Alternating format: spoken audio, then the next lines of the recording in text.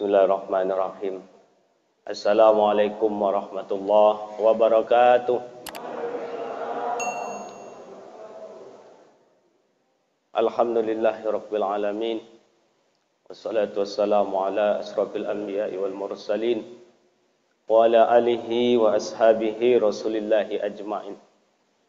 Subhanaka la ilma lana illa ma 'allamtana innaka antal alimul hakim. Wala haula wala quwwata illa billahil aliyyil azim. Sadaqallahul azim. Yang saya muliakan pengurus Masjid Darul Aman, dan juga yang saya muliakan Bapak Ibu yang hadir pada kesempatan malam yang berbahagia ini. Alhamdulillah, kita senantiasa bersyukur kepada Allah Subhanahu wa taala, yang mana pada malam yang berlimpah barokah ini Allah masih memberikan kesempatan kepada kita semua sehingga kita bisa berkumpul di rumah Allah yang kita cintai ini. Mudah-mudahan segala bentuk amal ibadah yang kita lakukan di rumah Allah ini mudah-mudahan menjadi buah ibadah di sisi Allah Subhanahu wa taala. Amin ya rabbal alamin. Kemudian selawat dan salam tak lupa pula kita kirimkan buat Nabi besar kita Muhammad sallallahu alaihi wasallam dengan ucapan Allahumma shalli ala sayyidina Muhammad wa ala ali sayyidina Muhammad. Bapak Ibu yang dimuliakan oleh Allah Subhanahu wa taala, salah satu ibadah puasa yaitu adalah ibadah yang mengajarkan kepada kita untuk selalu jujur.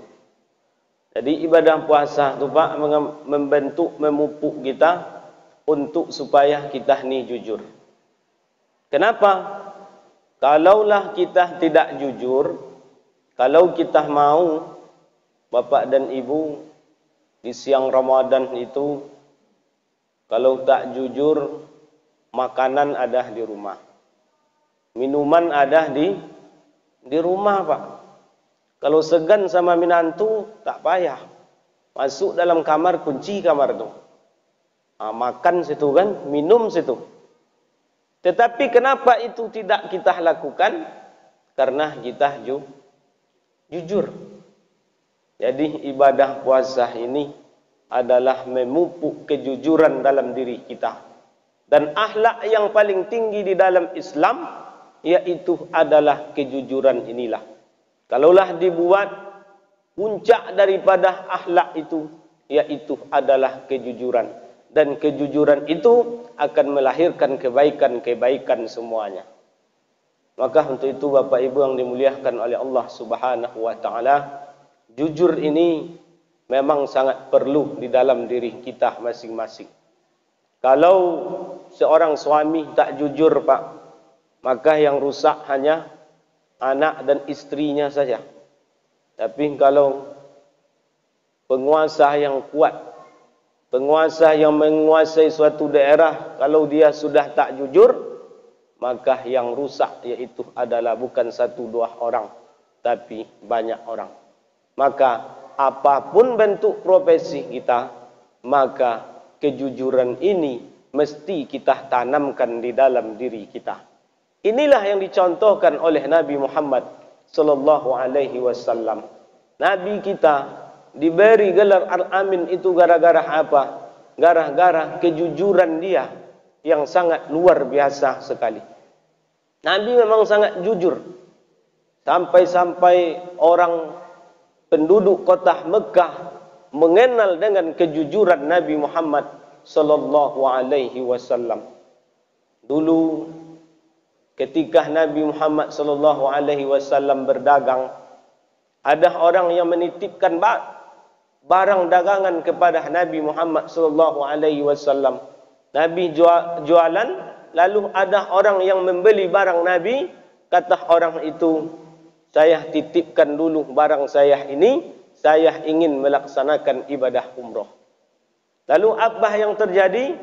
Ketika orang yang membeli tadi lupa dia tak ingat bahawa dia sudah dia membeli barang kepada Nabi pada waktu itu. Dia tak ingat, lalu dia pulang ke rumah. Sampai di rumahnya, barulah dia ingat. Sudah hampir 9 hari barangnya di tempat Nabi Muhammad sallallahu alaihi wasallam. Lalu apa yang terjadi? Pergi dia lagi ke tempat Nabi Muhammad berdagang tersebut, maka dia mendapatkan barangnya seperti semula. Tak ada yang hilang sedikit pun. Maka semenjak itulah Nabi Muhammad sallallahu alaihi wasallam diberi gelar Al-Amin. Kenapa? Karena dapat dipercaya. Kejujurannya yang memang sangat luar biasa sekali. Bapak Ibu yang dimuliakan oleh Allah Subhanahu wa taala. Mungkin kita beranggapan bahwa kalau pada saat sekarang ini Ustaz, kalau kita terlalu jujur Ustaz, rezeki itu akan jauh dari kita.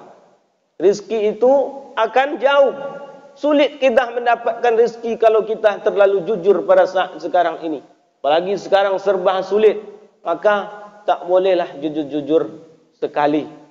Jadi kalau ada pemahaman kita seperti itu, maka situlah kesalahan kita. Takut kita rezeki kita itu akan hilang gara-gara kita jujur. Ini bukan syariat Islam mengajarkan kepada kita. Karena jujur itulah rezeki yang akan mendatangi kita. Justru kita jujur, maka rezeki itu akan datang kepada kita. Siapa contohnya? Nabi juga. Nabi Muhammad sallallahu alaihi wasallam karena dikenal oleh orang penduduk Mekah dengan kejujuran yang sangat luar biasa, maka apa kata pamannya? Wahai keponakanku, engkau pergilah berdagang, tapi keluar dari kota Mekah ini. Akan banyak engkau mendapatkan keuntungan. Pada waktu itu Nabi memang berdagang juga, tapi Nabi tak keluar dari kota Mekah. Cuma di dalam kota Mekah saja. Tapi kata pamannya Abu Talib, wahai ponakanku, engkau pergilah berdagang keluar, engkau bawa barang dagangan daripada Khadijah. Maka untungnya sangat besar, sangat banyak sekali. Kata Nabi, wahai pamanku, saya cukup berdagang di kota Mekah ini saja. Tapi kalau memang itu rezekiku nanti, maka utusan Khadijah akan datang kepadaku. Tak lama sesudah itu, betul, datanglah utusan Khadijah kepada Nabi. Wahai Muhammad, kata utusan Khadijah ini, saya adalah utusan dari Nyonya Khadijah. Mau tak engkau membawa barang dagangan daripada Nyonya kami? Nanti kalau engkau habis semua barang akan dikasih bonus.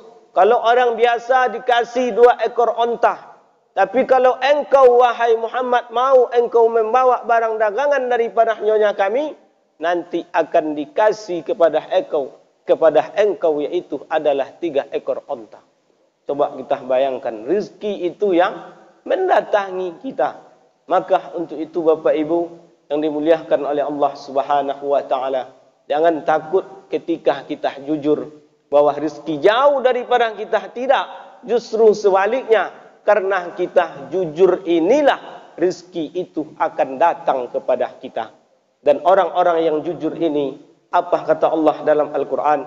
Ma'an nabiyyin was-siddiqin was-suhada was-salihin wa hasuna ulaika rafiqa. Orang-orang yang jujur ini nanti kata Allah masuk surga bersama siapa? Ma'an nabiyyin, bersama para nabi. Was-siddiqin, orang-orang yang jujur itu bersama para nabi. Was-suhada, orang yang mati syahid. Was-salih, orang-orang yang soleh. Coba kita bayangkan, bisa kita masuk surga bersama nabi, bersama orang yang mati syahid, dan bersama orang-orang yang soleh. Syaratnya apa? Jujur. Kuncinya apa? Jujur saja. Kita kalau sudah jujur bisa masuk surga, Pak. Kita sudah jujur bisa kita masuk surga. Makanya puncak akhlak dalam Islam itu adalah kejujuran.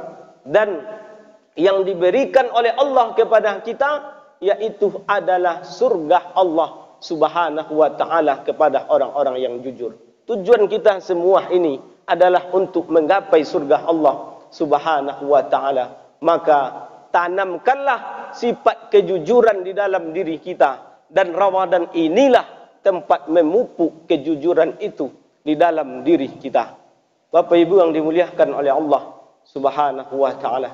Dan yang terakhir, orang yang jujur ini akan tenang hatinya, Pak. Tenang hatinya. Dia tidak akan gelisah. Kenapa demikian? Karena dia jujur. Coba kalau orang yang tak jujur, dia hidupnya akan gelisah. Kenapa? Karena dia tidak jujur. Orang yang jujur, siapapun yang mau menaudit dia tidak akan takut. Tapi kalau orang yang selalu bohong, maka dia akan terus gelisah dan ketakutan. Maka orang yang jujur ini pikirannya akan tenang, hatinya akan tenang. Kenapa? Karena tak ada yang dia takuti. Siapa yang memproses menaudit dia? Silakan. Siapa yang mau tanya saya? Silakan. Kenapa? Karena dia jujur. Tapi kalau orang yang tak jujur itu, maka dia akan selalu, kehidupannya akan selalu gelisah. Kenapa? Karena bohong banyak di dalam dirinya. Bapak Ibu yang dimuliakan oleh Allah Subhanahu wa taala. Maka untuk itu kita tanamkanlah sifat kejujuran itu di dalam diri kita. Karena jujur ini luar biasa sekali. Sudahlah janji Allah dalam Al-Quran masuk surga. Dan orang-orang yang jujur ini adalah orang-orang yang memiliki ketenangan hati dan pikiran. Bapak Ibu yang dimuliakan oleh Allah Subhanahu wa taala. Mungkin ini saja yang dapat saya sampaikan pada malam yang berbahagia ini. Kalau ada ucapan ataupun perbuatan yang tidak sesuai di hati Bapak Ibu selaku saya menyampaikan tausiah ini, saya selaku hamba Allah yang raib banyak-banyak minta dimaafkan. Dan saya tutup dengan ucapan Assalamualaikum warahmatullahi wabarakatuh.